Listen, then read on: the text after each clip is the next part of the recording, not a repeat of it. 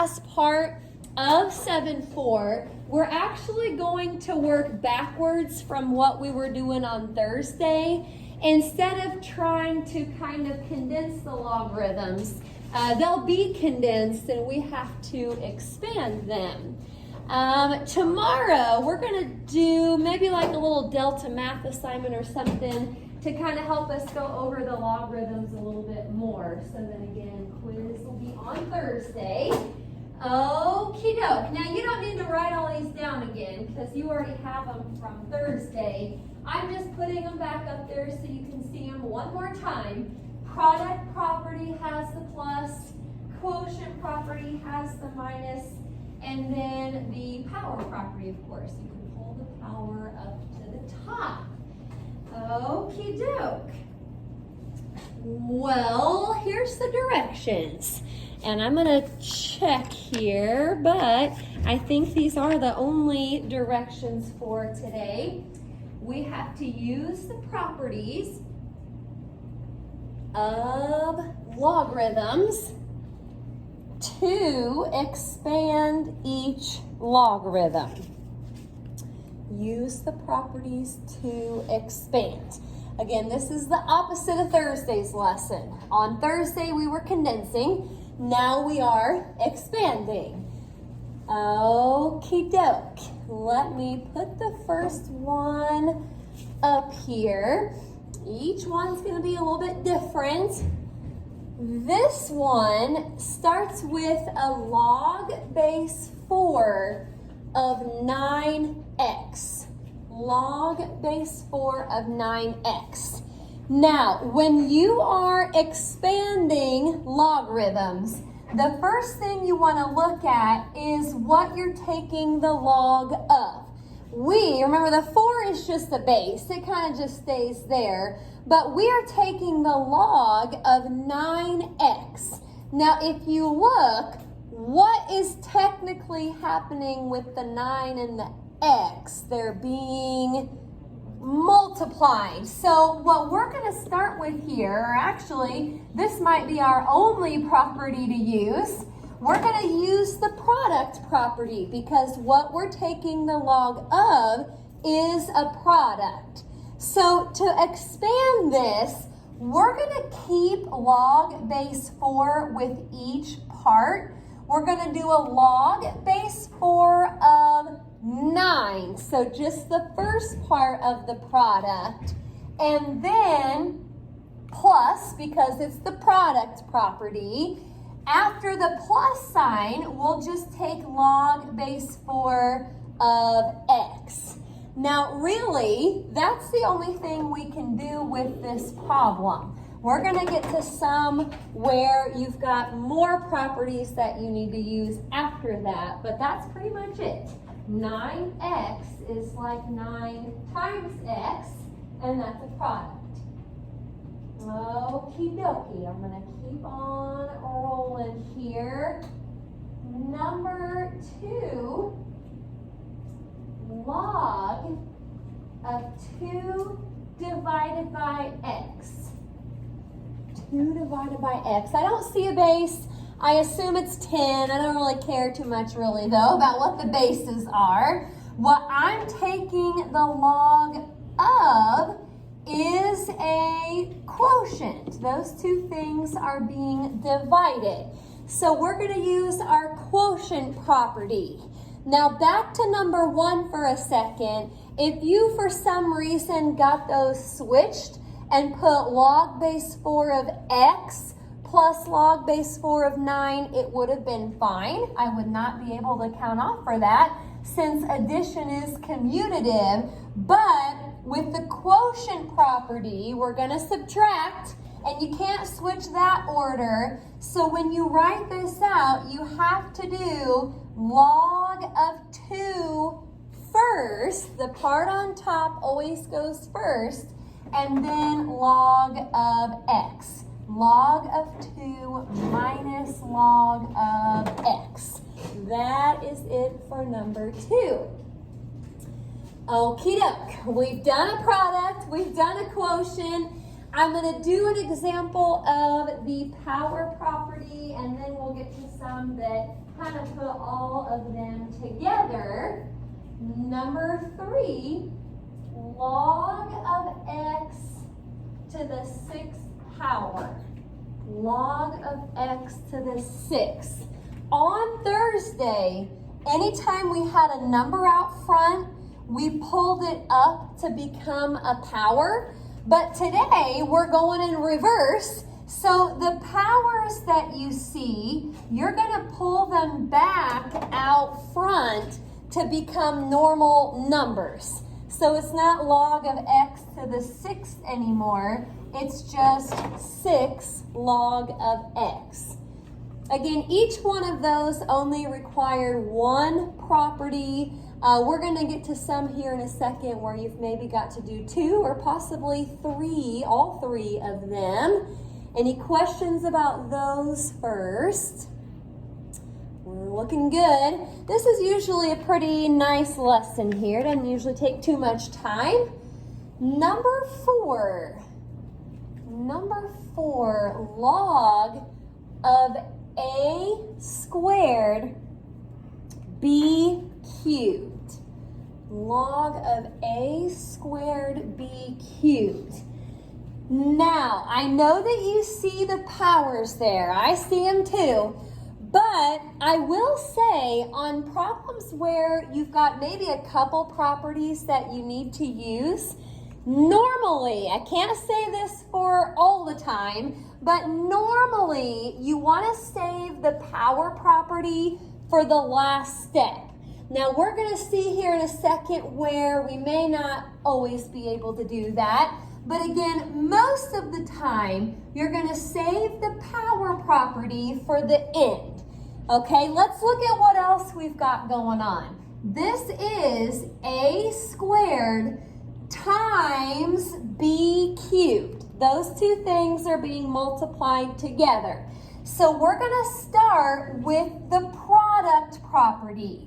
I'll take log of a squared plus log of b cubed. Again, most of the time we want to save the power property for the last step. Now, actually, you can just use the power property on each of those. Pull the 2 out front right there, and it's 2 log of a. Then after the plus sign, you'll just have 3 log of b, and that is it. 2 log of a plus 3 log of b. Okie doke. Now, as I said, you can't always save the power property for the last step. That's going to be the case here on number 5. Things might change a little bit on us. I'll let you copy that, and then we'll see what we can do. This one says log base 2 of the square root of 5x. Log base 2 of the square root of 5x.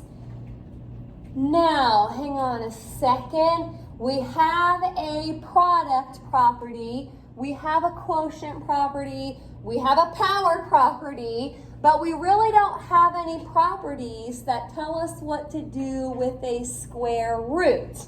Now, question, do you remember, I'm thinking of powers here, do you remember what the square root is the same as?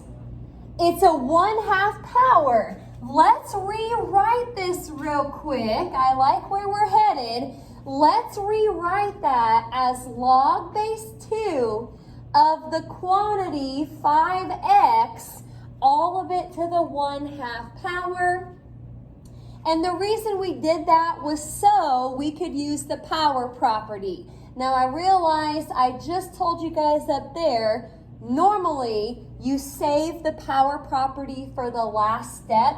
That was true up here, but with number 5, because the whole thing right here is to that power, you really can't save the power property till the end. You actually need to do that power property now. So let's do that.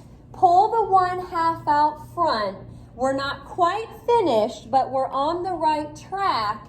It now says 1/2 log base 2 of the quantity 5x. Now look at what you're taking the log of. We've already used the power property, but what property can I use now? Product. This is 5 times x. Now, the 1/2 out front, it's going to have to just kind of stay in front of the whole thing. So I've set up some parentheses right after it. I'll show you another way that you could write your answer, but I'm just going to stick it out front here, and then in parentheses, I'll take log base 2 of 5 plus, because this is a product, plus log base 2 of x. And that's all that we can do with number 5. Now, if you don't like to put the parentheses there, another way to write your answer would be to kind of put the 1/2 with each part. So this would also be fine. 1/2 log base 2 of 5 plus 1/2 log base 2 of x. That would work. You just have to have it with both of those parts. Okie doke. So when the whole thing is to a power, that's probably the only time where you need to do that power property first. Any questions about that one? Alrighty, well, we're rolling here. Number 6. I'll let you copy that. Number 6. Log base 3 of 9 times the quantity x plus 1 to the 4th. Log base 3 of 9 times x plus 1 to the 4th. Now, if the 9 was not there, so let's pretend it just looked like that, I would probably want to do kind of what I did up here, pull that power out front first. But we have a 9. Now, I realize that this is just a number, and that is a quantity. But technically, the 9 and the x plus 1 to the 4th, those are being multiplied together. So let's at least start this with the product property. Take log base 3 of 9 and then plus log base 3 of x plus 1 to the 4th power. Now, there's a couple more things that we're going to do to this. Make sure you're watching here, because this one is a little bit different in a couple ways. First of all, log base 3 of 9. On none of the other problems have I noticed this, but I'm kind of noticing, and I'm going to just put this over here somewhere. You can put this somewhere off to the side too. If you set that equal to y, so it's kind of like our logarithmic form. Remember, log base b of x equals y. If you change that into exponential form, what would y have to be? 2. So let's actually replace log base 3 of 9 with 2, because that's what it equals. The only time you really need to look for that is when it's kind of obvious, like the 3 and the 9. I know those have a relationship. None of the other problems today have really had numbers that go together like that. So that's the only reason I picked that out. Okay, when I get to this next term over here, we do have a power, so we can move the power in front of the logarithm to make it 4 log base 3 of x plus 1. Actually, this is our answer to number 6. Couple things I should probably say about it. First of all, you can't add the 2 and the 4. I know it's tempting, but the 4 is with all this stuff, so it has to stay like that. Also, if this was a test or a quiz on Thursday, I would count off a little bit if you didn't put parentheses around this quantity. This is a sum. You don't really have a logarithmic property for a sum. I know products turn into pluses, but you don't really have a property where you can do anything with a sum. So that has to stay the way it is. Don't add those numbers. Just make sure that you keep those parentheses. Okie dokie. Any questions about those? All a little bit different here. Now I think there's maybe just a couple more. 7 and 8. Looking good. Number 7. Log of x squared y cubed all over, that is the square root of z. X squared y cubed square root of z. Holy moly, got a lot going on here. I got powers, I got a square root, I've got a product, I've got a quotient. We've got like the whole thing up here. So it's kind of hard to know, what do you do first? Well, unless it's like number 5 earlier, where you kind of had to do the power property first, on most of them, the power property is going to be last. So let's forget the powers for a minute. You have a product inside a quotient. So which one do you take care of first? We're going to take care of the top part first. And in this problem, that is a product. So let's begin with log of x squared plus log of y cubed. You always kind of have to start on top and then make your way to the bottom. So that stuff right there is getting divided. So here comes a minus sign. It's being divided by, make sure that you keep log with this next part. It's log of the square root of z. Okie doke. I'm going to go for the power property now. This is going to be a 2 log of x. That is going to be a 3 log of y. Now, side note over here, remember square root, that's the same as a 1/2 power. So actually, I can pull that power in front of the logarithm, and it's now minus 1/2 log of z. And that should be it. You did the product property, the quotient property, and the power property on number 7. Had it all. Not too bad. Well, let's finish here with number 8.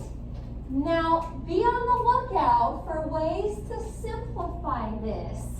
Okay, it's got log base 9 of 9ab. Log base 9 of 9ab. Okay, now hang on a second. 9ab. There's actually 3 parts to this, but all 3 of those are being multiplied together. So let's separate all of that with a plus sign. Log base 9 of 9, which by the way, we can probably do something with that, so don't forget, we're coming back to this, plus log base 9 of A plus log base 9 of B. Now, back to that first term. Again, this is kind of like what happened earlier when we had log base 3 of 9. It's tempting. It looks like there's a way to simplify it. If we rewrite it in exponential form, what would y have to be?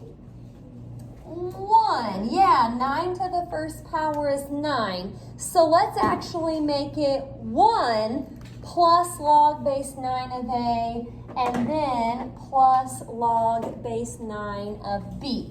So I didn't change those last two terms. I just changed the one up front. Okie doke. We are expanding logarithms. Any questions about that? When you start the homework here, be on the lookout for logs that you can go a little bit further with. This should be a 90. We're getting up there. From page 465 to 466. Gonna do 3 to 5, 18 to 29, but you get to skip number 27. You don't have to do that one.